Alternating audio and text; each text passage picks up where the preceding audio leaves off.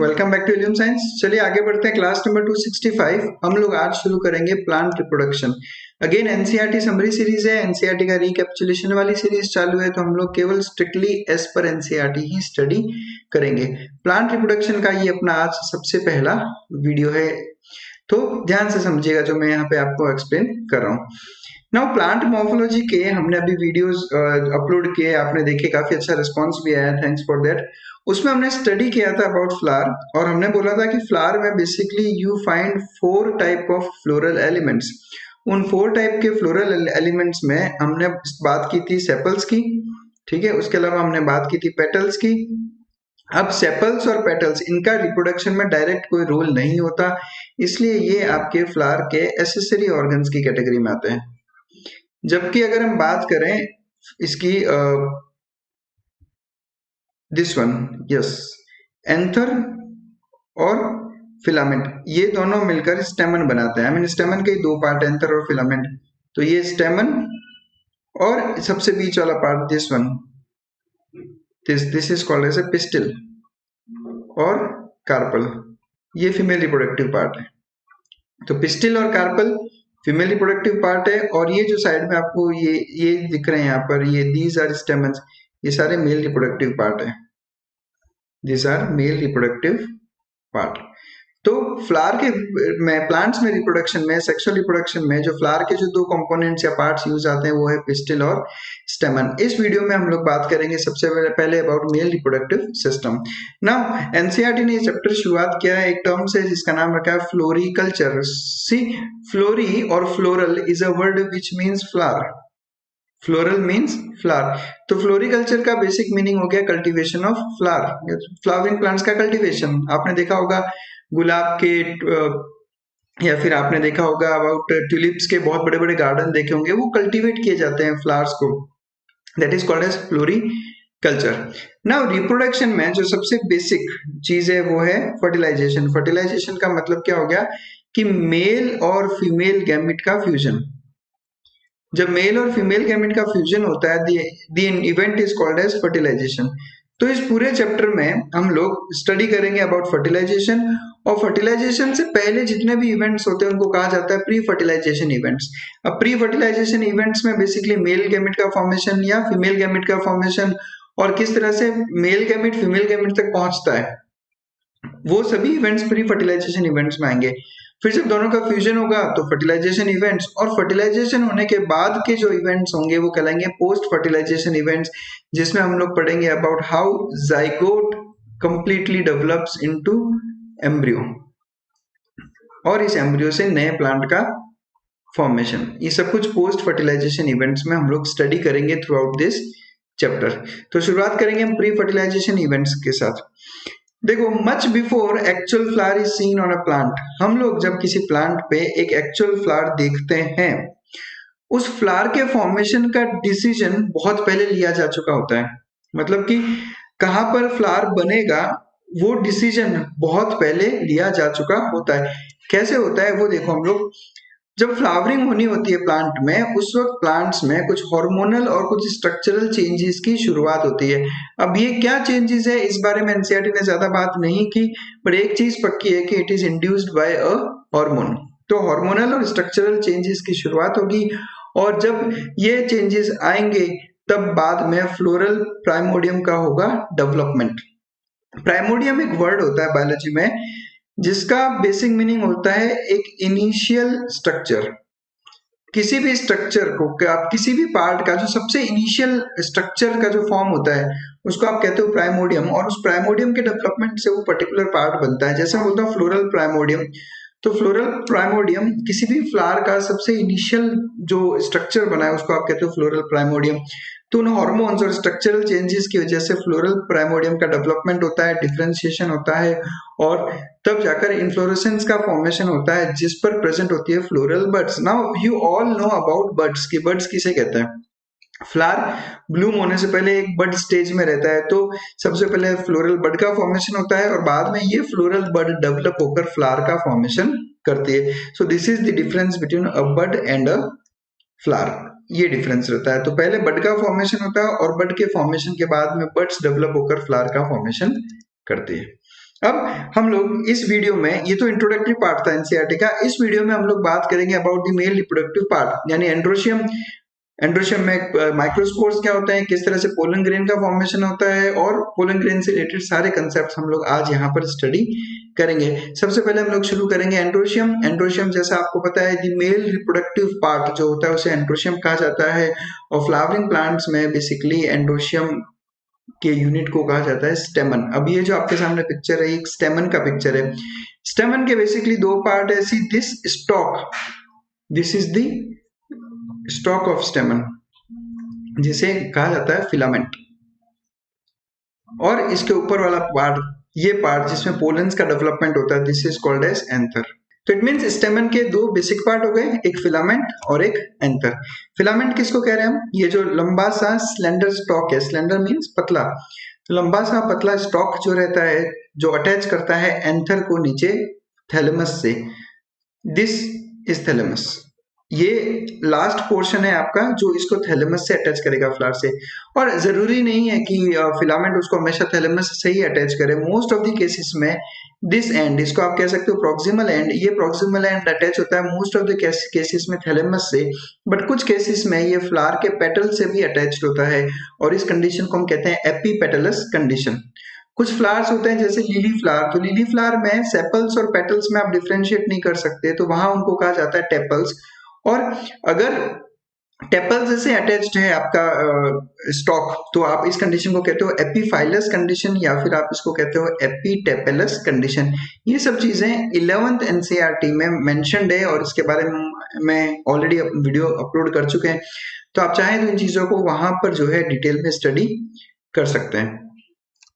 तो आगे बढ़ते हैं, हम लोग एंथर की बात करते हैं। एंथर में it is the terminal bilobed structure. Clear देखो आप इस पिक्चर में, यहाँ पे और क्लियर दिखेगा आपको, ये टर्मिनल स्ट्रक्चर है यानी सबसे एंड वाले पोर्शन में, और इट इज बाइलोब्ड मतलब आपको यहाँ पर दो लोब्स देखने को मिल सकते हैं यहाँ पर, इसलिए कहता है कि anther is a bilobed structure. और जब हम इसको और डिटेल में स्टडी करें और इसका अंदर का एनाटॉमी स्टडी करें, इसको अगर यहाँ से कट करके देखें हम, तो हमें दिखेगा कि हर एक लोब में, ये जैसे अभी एक सिंगल लोब है, तो इस सिंगल लोब में दो चैम्बर बने हुए हैं यहाँ पर, इनको थीका कहा जाता है, इनको कहते हैं थीका, यानी हर लोब में दो थीका प्रेजेंट होते हैं, इसलिए इस तरह के लोब को हम कहते हैं डायथीकस। क्या कहा जाता है, डायथीकस।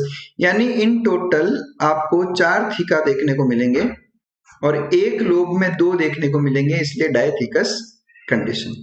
नाउ एंथर को एनसीईआरटी ने डिफाइन कैसे किया है, ध्यान से समझना, यहाँ पर टर्म्स बहुत सारे हैं, इतने सारे टर्म्स है कि वो हमें कंफ्यूज करेंगे, बट हमें कंफ्यूज नहीं होना है, हमें उन टर्म्स को बारी बारी से एक एक करके अच्छे से स्टडी करना है, समझना है, ताकि वो टर्म्स हमारे लिए बहुत आसान हो जाए।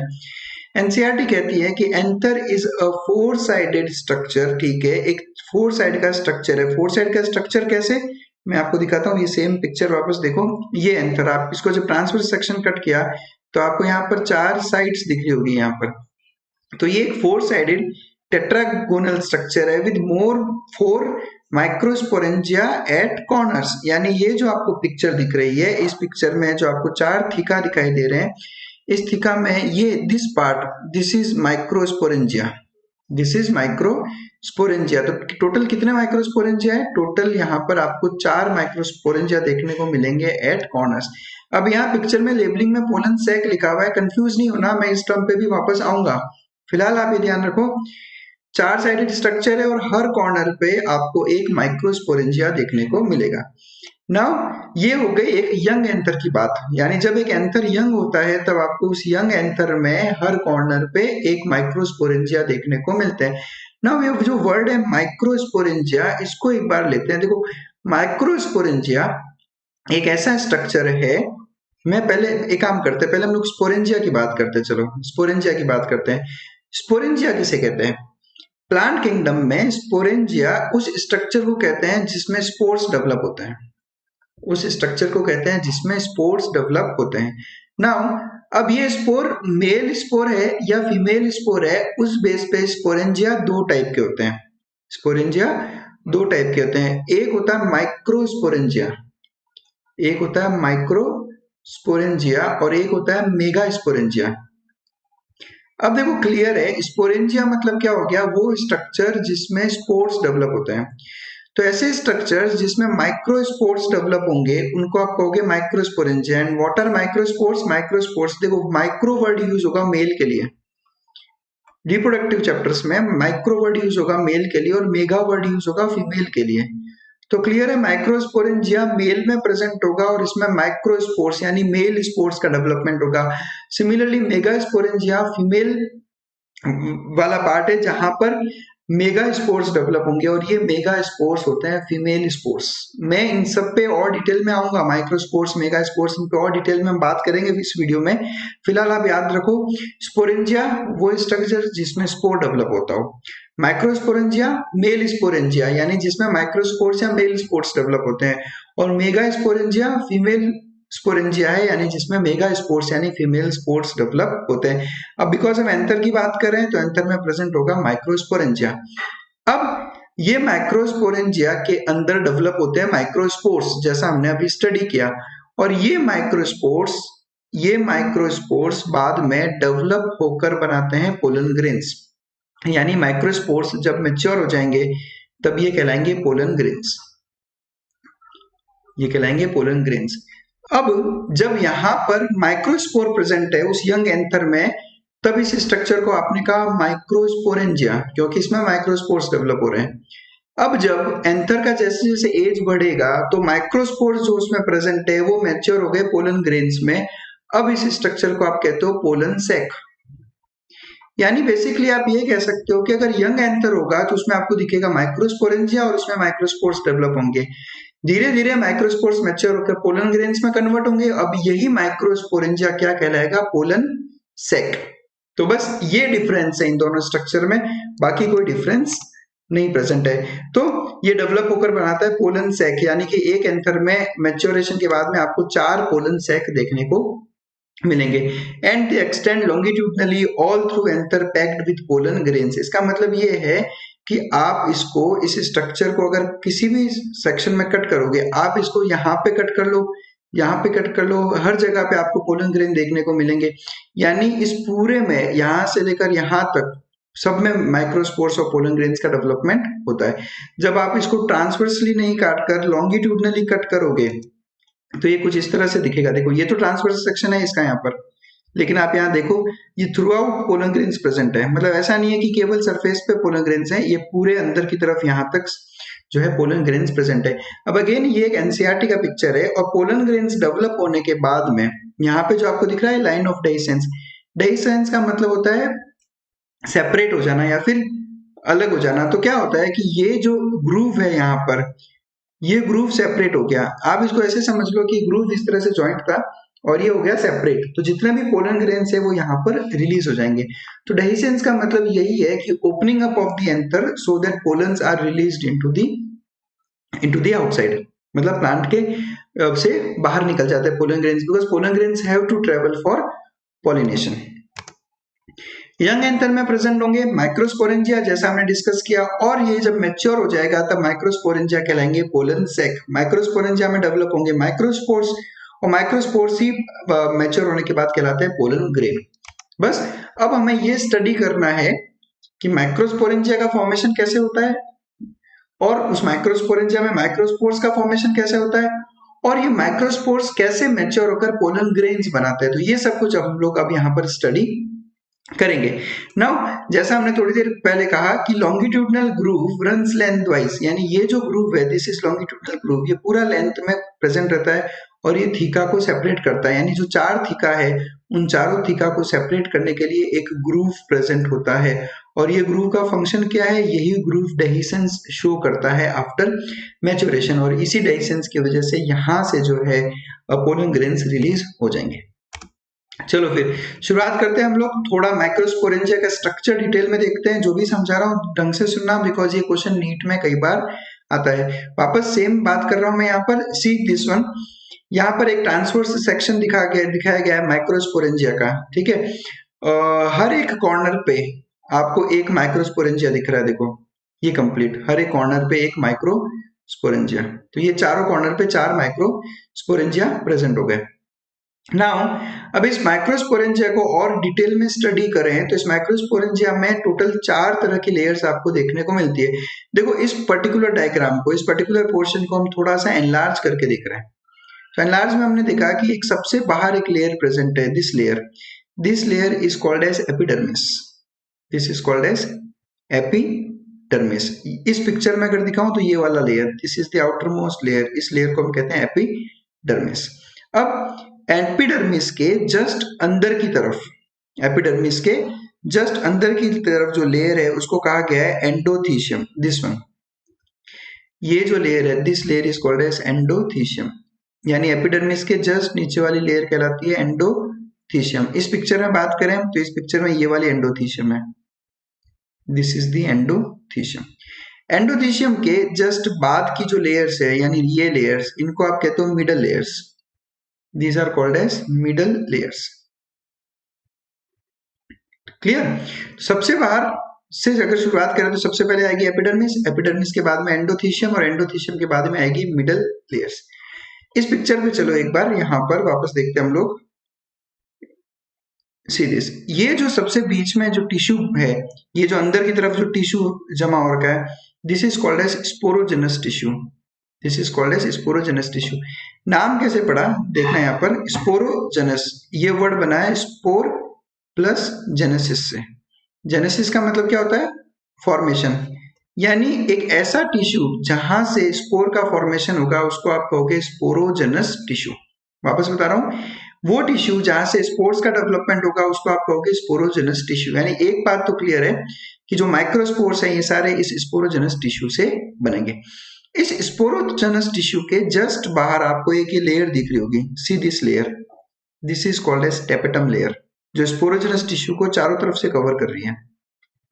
This tapetum layer envelops sporogenous tissue from all sides, उसके चारों तरफ प्रेजेंट है। और टेपेटम के जस्ट बाहर ये वाली जो लेयर है this is middle layer, middle layer के बाद ये वाली हो गई आपकी एंडोथीशियम, और एंडोथीशियम के बाहर हो गई एपिडर्मिस। तो कुछ इस तरह से स्ट्रक्चर रहता है। वापस बता रहा हूँ, सबसे बाहर एपिडर्मिस, उसके अंदर एंडोथीशियम, फिर उसके अंदर मिडल लेयर्स, और सबसे बीच में स्पोरोजेनस टिश्यू है, और स्पोरोजेनस टिश्यू के जस्ट बाहर ये जो लेयर दिख रही है आपको, this is the layer of tapetum. ये टेपेटम और इस टेपेटम, ये टेपेटम चारों तरफ प्रेजेंट होगी और इसके अंदर प्रेजेंट होगा स्पोरोजेनस टिश्यू, और इसी स्पोरोजेनस टिश्यू से डेवलप होते हैं माइक्रोस्पोर मदर सेल। इन माइक्रोस्पोर मदर सेल्स के बारे में और हम लोग डिस्कस करेंगे। फिलहाल आप ध्यान रखो microspore mother cell sporogenous tissue से ही डेवलप होता है। नाउ सी, टोटल माइक्रोस्पोरेंजिया में 4 लेयर्स, सबसे बाहर एपिडर्मिस, फिर उसके अंदर एंडोथीशियम और फिर उसके अंदर मिडल लेयर्स। बेसिकली अगर बात की जाए तो एपिडर्मिस, एंडोथीशियम और मिडल लेयर्स, ये तीनों लेयर्स बेसिकली प्रोटेक्शन प्रोवाइड करती है टू स्पोरोजेनस टिश्यू, बिकॉज पूरा पोलन ग्रेन्स का डेवलपमेंट, माइक्रोस्पोर्स का डेवलपमेंट इसी स्पोरोजेनस टिश्यू से होगा। तो उनका प्रोटेक्शन किसके थ्रू होता है, वाया दीज 3 लेयर्स। और उसके अलावा जब पोलन माइक्रोस्पोर्स डेवलप हो गए, माइक्रोस्पोर्स डेवलप होकर पोलन ग्रेन्स बन गए, अब पोलन ग्रेन्स यहाँ से रिलीज होंगे, तो अगर आपको पोलन ग्रेन्स को यहाँ से बाहर निकालना है तो आपको ये तीनों लेयर्स यानी एपिडर्मिस, एंडोडर्मिस और मिडल लेयर्स, इन तीनों को हटाना पड़ेगा। यानी कि एक तो ये तीनों प्रोटेक्शन प्रोवाइड कर रही है और उसके अलावा पोलन को रिलीज करने के लिए इन्हीं लेयर्स का डेhiscence होता है, मतलब dehiscence is because of all these 3 layers only. Last में बचा टेपेटम। नाउ टेपेटम का फंक्शन क्या है, टेपेटम जैसा अभी हमने बात की कि टेपेटम जो है स्पोरोजेनस टिश्यू को चारों तरफ से कवर करके रखता है, एंड वो इसीलिए चारों तरफ से कवर करके रखता है बिकॉज टेपेटम का काम होता है उस स्पोरोजेनस टिश्यू को न्यूट्रिशन प्रोवाइड करना। अब एनसीईआरटी ने लिखा है कि tapetum nourishes developing pollen grains, तो सही बात है, वहां पर स्पोरोजेनस टिश्यू में डेवलप होंगे माइक्रोस्पोर्स, ये माइक्रोस्पोर्स ही डेवलप होकर पोलन ग्रेन्स बन रहे हैं। तो ये जो डेवलपिंग पोलन ग्रेन्स है उनको न्यूट्रिशन जो है वो हमेशा आपको टेपेटम से मिलेगा, and this is a very important NEET question. ये क्वेश्चन नीट में बहुत बार पूछा जा चुका है कि pollen grains, developing pollen grains को न्यूट्रिशन कौन प्रोवाइड करेगा, और डायरेक्ट आंसर है टेपेटम। टेपेटम के सेल्स की अगर हम बात करें तो उनका डेंस साइटोप्लाज्म होता है ना। Why cytoplasm is dense, cytoplasm is dense because इसके अंदर बहुत सारा रिजर्व मटेरियल प्रेजेंट होता है, रिजर्व फूड प्रेजेंट होता है। अब रिजर्व फूड प्रेजेंट है तभी तो ये न्यूट्रिशन प्रोवाइड कर सकता है स्पोरोजेनस टिश्यू को, पोलन ग्रेन्स को, इसलिए ये डेंस साइटोप्लाज्म में होता है। और there is more than one nucleus, another important question for NEET, यानी कि ये मल्टी न्यूक्लिएटेड कंडीशन है, इसमें आपको एक से ज्यादा न्यूक्लियस टेपेटम में देखने को मिलेगा। अब टेपेटम के भी अंदर क्या प्रेजेंट होता है, स्पोरोजेनस टिश्यू, यानी स्पोरोजेनस टिश्यू क्या है, स्पोरोजेनस टिश्यू आपका compactly arranged homogenous cells in centre of microsporangia, microsporangia के सबसे सेंटर में यहाँ पर स्पोरोजेनस टिश्यू प्रेजेंट है। होमोजेनस सेल्स है, होमोजेनस सेल्स मतलब सब एक जैसे दिखने वाले सेल्स यहाँ पर प्रेजेंट है। नाउ अब एनसीईआरटी ने क्वेश्चन पूछा है कि can you think of how tapetal cells could become binucleate. अब वो ये कह रहा है कि टेपेटल सेल्स बायन्यूक्लिएट कैसे हुई, यानी उसके अंदर दो न्यूक्लियस कहां से आए, ये वो हमसे जवाब मांग रही है। एंड द आंसर इज सिनोसाइट का फॉर्मेशन, यानी कैरियोकाइनेसिस विदाउट साइटोकाइनेसिस। इसका मतलब समझेगा आप, एक सेल लेता हूं मैं, इस सेल के अंदर एक न्यूक्लियस प्रेजेंट है, इसका हुआ कैरियोकाइनेसिस। कैरियोकाइनेसिस मतलब डिवीजन ऑफ न्यूक्लियस, ये न्यूक्लियस डिवाइड होकर दो न्यूक्लियस का फॉर्मेशन कर गया। बट अब यहाँ पर साइटोकाइनेसिस नहीं हो रहा। साइटोकाइनेसिस मतलब साइटोप्लाज्म का डिवीजन। नॉर्मली क्या होता है सेल डिवीजन के अंदर, नॉर्मली सेल डिवीजन के अंदर पहले न्यूक्लियस डिवाइड होता है और दो न्यूक्लियस का फॉर्मेशन होता है, और बाद में ये सेल डिवाइड होकर दो सेल्स में कन्वर्ट हो जाता है, यानी दो सेल्स विद सिंगल न्यूक्लियस बन गया। बट सिनोसाइट का फॉर्मेशन कैसे होता है, सिनोसाइट एक ऐसी मल्टीन्यूक्लिएटेड कंडीशन है जिसमें न्यूक्लियस का तो डिवीजन हो गया, यानी कैरियोकाइनेसिस हो गया, बट साइटोकाइनेसिस नहीं हो पाता। और साइटोकाइनेसिस नहीं हो पाता तो आपको दो न्यूक्लियस या मल्टी न्यूक्लिएटेड कंडीशंस देखने को मिलती है एक सेल के अंदर। तो आपको ध्यान रखना है, tapetum is an example of coenocyte, tapetum is an example of multi nucleated cell जो बनता है formation of I mean karyokinesis without cytokinesis. चलो फिर नेक्स्ट हम लोग स्टडी करते हैं अबाउट माइक्रोस्पोरोजेनेसिस। शुरुआत कर रहा हूं माइक्रोस्पोरेंजियम, ठीक है। अभी हमने स्टडी किया माइक्रोस्पोरेंजियम में क्या प्रेजेंट है, स्पोरोजेनस टिश्यू, यानी स्पोर्स जनरेट करने वाले टिश्यू, बिल्कुल। अब ये जो स्पोरोजेनस टिश्यू है, उस स्पोरोजेनस टिश्यू में हर एक सेल अपने आप में माइक्रोस्पोर मदर सेल या पोलन मदर सेल की तरह बिहेव करता है। हमने अभी थोड़ी देर पहले पिक्चर देखी थी जिसमें हमने कहा था कि स्पोरोजेनस टिश्यू में बहुत सारे माइक्रोस्पोर मदर सेल्स प्रेजेंट थे। नाम देखो इस सेल का, इस सेल का नाम क्या है, माइक्रोस्पोर मदर सेल, यानी माइक्रोस्पोर की मदर सेल। माइक्रोस्पोर की मदर सेल का मतलब क्या हो गया कि इसी सेल से माइक्रोस्पोर का जन्म होगा, इसलिए इसको कहा गया माइक्रोस्पोर मदर सेल, या फिर पोलन मदर सेल भी कहते हैं इसको, बिकॉज इसी मदर सेल से पोलन का भी डेवलपमेंट होगा, इसलिए पोलन मदर सेल और माइक्रोस्पोर मदर सेल एक ही बात है। Now sporogenous tissue as we all know is diploid, ठीक है, बिकॉज एंजियोस्पर्म एक स्पोरोफाइट है, तो आपका जो माइक्रोस्पोर मदर सेल है वो भी कैसा होगा, diploid. Now this microspore mother cell undergoes meiosis, यानी इस सेल का होगा मियोसिस। नाउ रिमेंबर, जब एक सेल का आप मियोसिस करवाते हो, किसी भी सेल का जब मियोसिस करवाते हो तो टोटल 4 सेल्स का फॉर्मेशन होता है, टोटल 4 सेल्स का फॉर्मेशन होता है। और जिस सेल का मियोसिस होता है, मियोसिस में अपने को पता है क्रोमोसोम नंबर हाफ हो जाते हैं, यानी अगर आप एक डिप्लॉइड सेल का मियोसिस करवाओगे तो जो 4 सेल्स बनेंगे वो चारों कैसे होंगे, हैप्लॉइड सेल्स होंगे। तो यहाँ पर जब माइक्रोस्पोर मदर सेल का मियोसिस होगा तो टोटल 4 माइक्रोस्पोर्स का फॉर्मेशन होता है एक साथ में, एंड बिकॉज ये चारों माइक्रोस्पोर्स एक साथ में प्रेजेंट होता है इसलिए इसको कहा जाता है माइक्रोस्पोर का टेट्राड। टेट्राड का मतलब होता है 4 का ग्रुप। ये पिक्चर देखो, आपको इसमें टोटल 4 माइक्रोस्पोर्स दिख रहे होंगे आपको साथ में, इसलिए इसको कहा जाता है माइक्रोस्पोर टेट्राड। दिस प्रोसेस, जिसमें माइक्रोस्पोर मदर सेल से एक माइक्रोस्पोर मदर सेल से 4 माइक्रोस्पोर्स बनते हैं, उस प्रोसेस को कहा जाता है माइक्रोस्पोरोजेनेसिस। जेनेसिस हमने अभी देखा सिंथेसिस, यानी माइक्रोस्पोर्स का सिंथेसिस कहा क्या कहलाता है, microsporogenesis. Now this is the microspore tetrad, और जैसा हमने डिस्कस किया कि माइक्रोस्पोर मदर सेल अगर डिप्लॉइड है और इसका मियोसिस होगा तो माइक्रोस्पोर्स कैसे होंगे, हैप्लॉइड। और यही माइक्रोस्पोर्स अब मैच्योर होकर क्या बनाते हैं, pollen grains, and this pollen grain represents the male gametophyte structure. आपने लास्ट ईयर क्लास 11th में स्टडी की होगी अबाउट गैमेटोफाइट्स एंड स्पोरोफाइट की प्लांट्स में दो स्टेजेस चलती है, गैमेटोफाइट और एक sporophyte. Gametophyte is always a haploid structure और स्पोरोफाइट हमेशा एक डिप्लॉइड स्ट्रक्चर होता है। तो ये जो पोलन ग्रेन है, ये पोलन ग्रेन एक्ट करता है मेल गैमेटोफाइट की तरह। अनदर नीट के लिए इंपॉर्टेंट क्वेश्चन कि which structure of plant in angiosperms represent the male gametophyte, and the answer is pollen grain. अब जो माइक्रोस्पोर्स का फॉर्मेशन हुआ, माइक्रोस्पोर के फॉर्मेशन के बाद में एंथर्स होते हैं मैच्योर, ठीक है। मैच्योर होने के बाद में ये हो जाते हैं डिहाइड्रेट। डिहाइड्रेट मतलब क्या हो गया, वाटर का लॉस। अब इस डिहाइड्रेशन की वजह से ये जो चार माइक्रोस्पोर्स टेट्राड थे, ये माइक्रोस्पोर्स डिसोशिएट हो जाते हैं, यानी ये चारों माइक्रोस्पोर्स एक दूसरे से क्या हो जाएंगे, डिसोशिएट, यानी अलग हो जाएंगे। और ये सभी माइक्रोस्पोर्स अब अलग होने के बाद में डेवलप होकर मैच्योर होकर बनाते हैं पोलन ग्रेन, जो कि मेल गैमेटोफाइट है। And because it represents the male gametophyte और डेवलप हुआ माइक्रोस्पोर से जो खुद हैप्लॉइड है, तो पोलन ग्रेन भी कैसा होगा, haploid.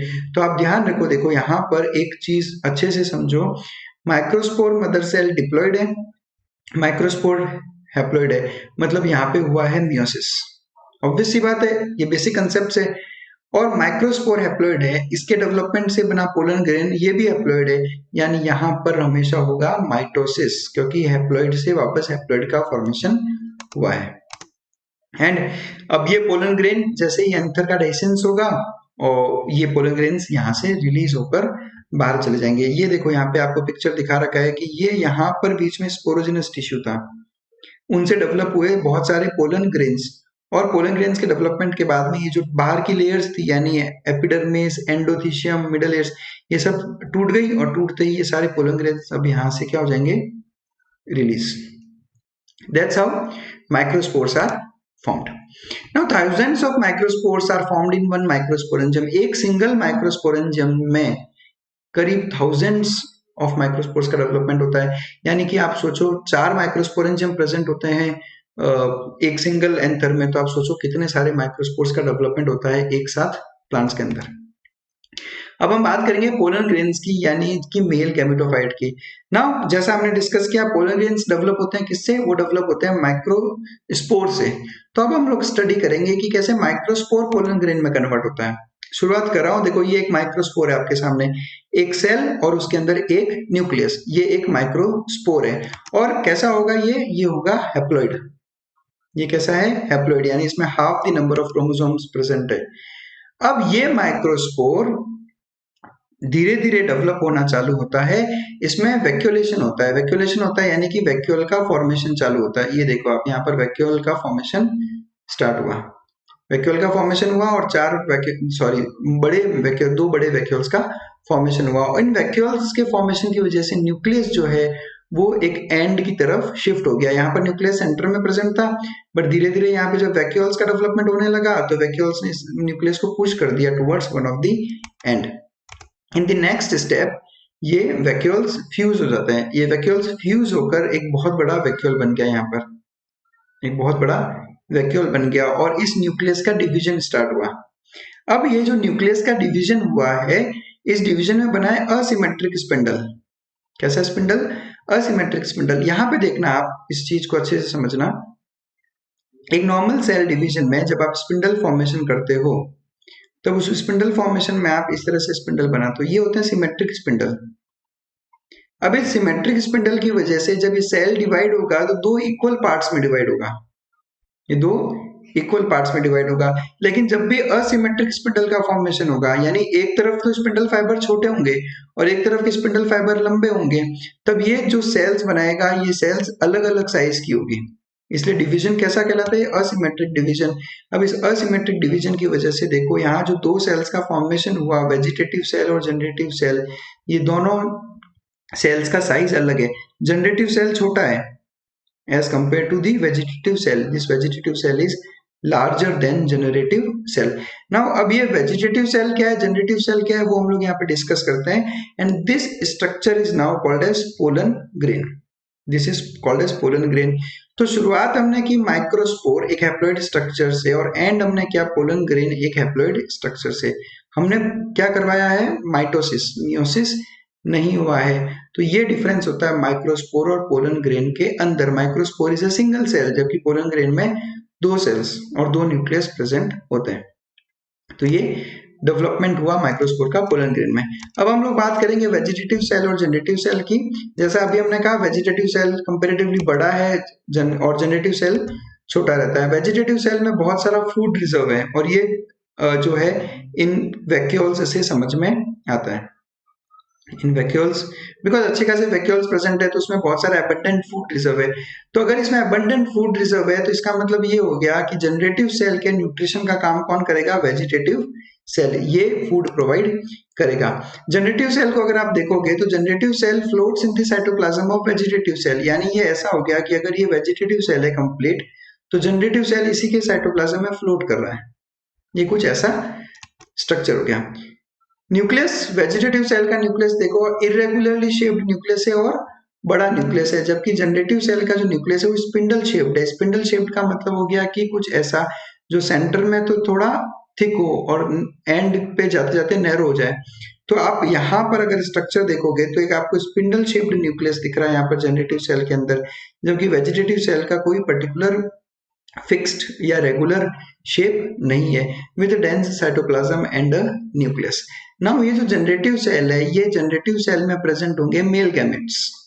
The generative cell contains male gametes, जो फर्टिलाइजेशन करेंगे फीमेल गैमेट्स के साथ में वो प्रेजेंट होंगे जनरेटिव सेल में। और वेजिटेटिव सेल केवल इन मेल गैमेट्स को न्यूट्रिशन प्रोवाइड करने का काम करता है, बिकॉज अब ये पोलन ग्रेन प्लांट से अलग हो जाएगा। जब ये प्लांट से अलग हो जाएगा तो इन गैमेट्स को न्यूट्रिशन कहाँ से मिलेगा? वेजिटेटिव सेल से।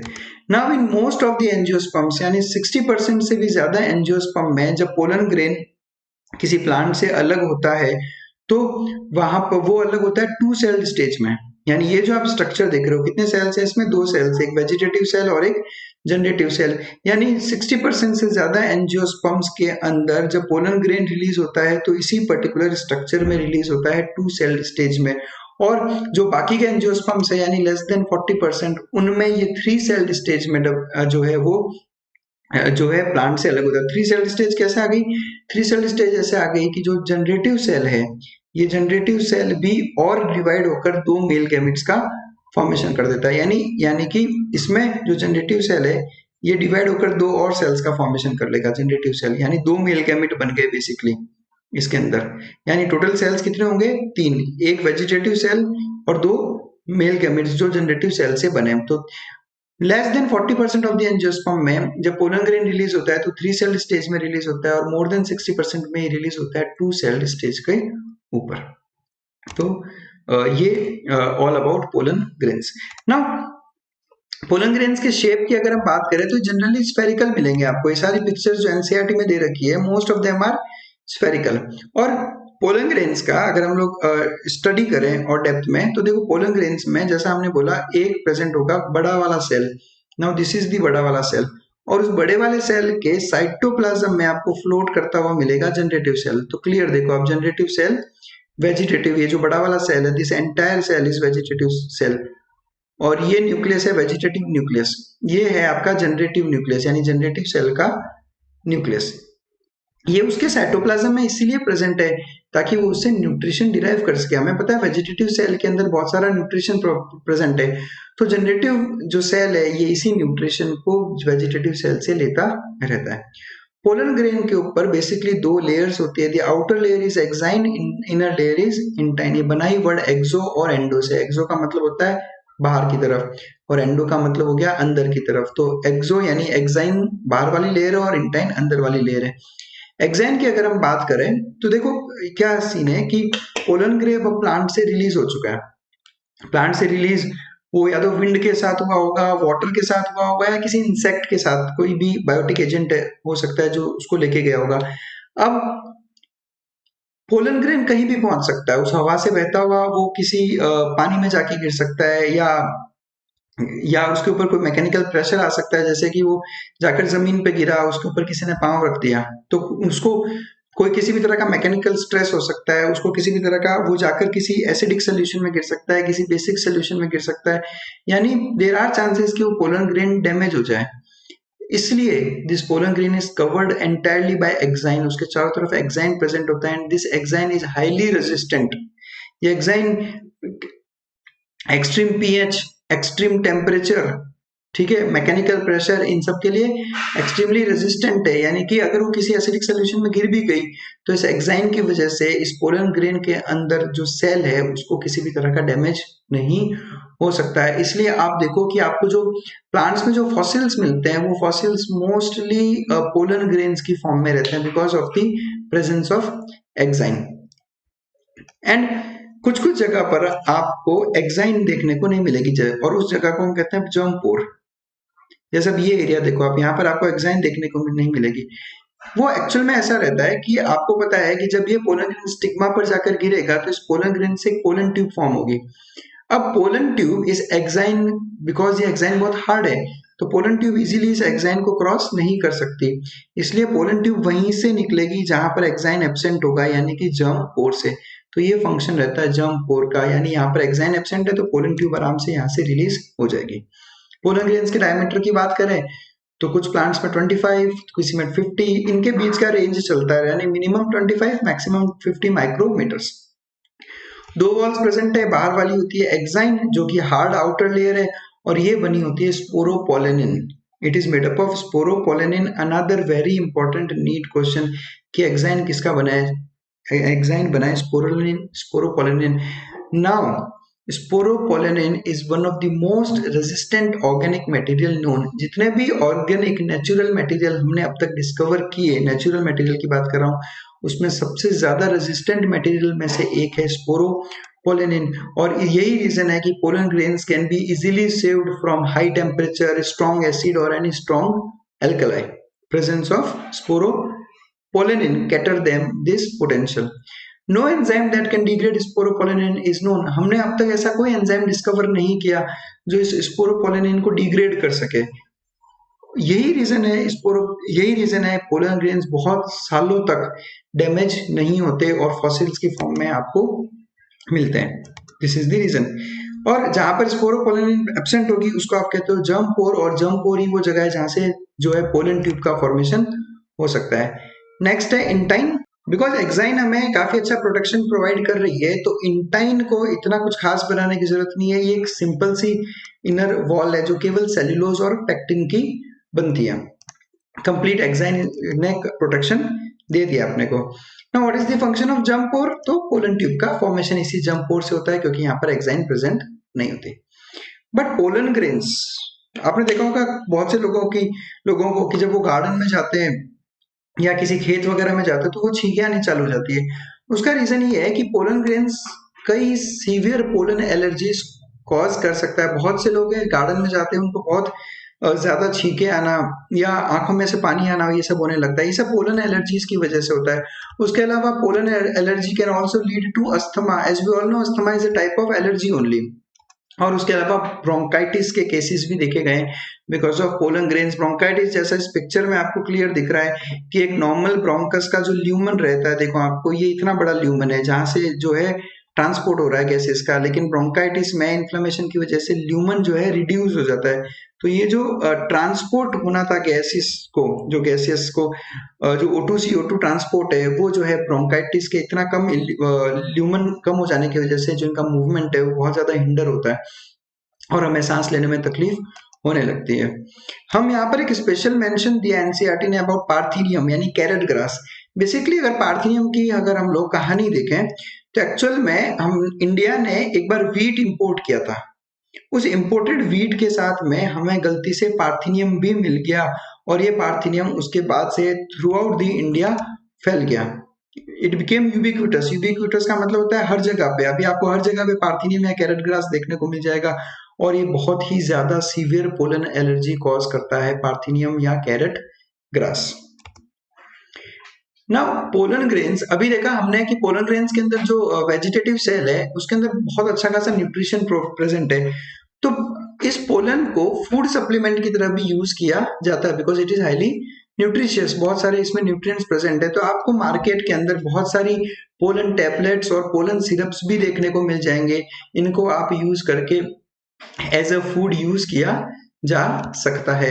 And it has been claimed that it increases the performance of athletes and race horses. ये जो एथलीट्स होते हैं जितने भी, वो कई बार इनको यूज करते हैं जिससे इनका परफॉर्मेंस इंक्रीज होता है।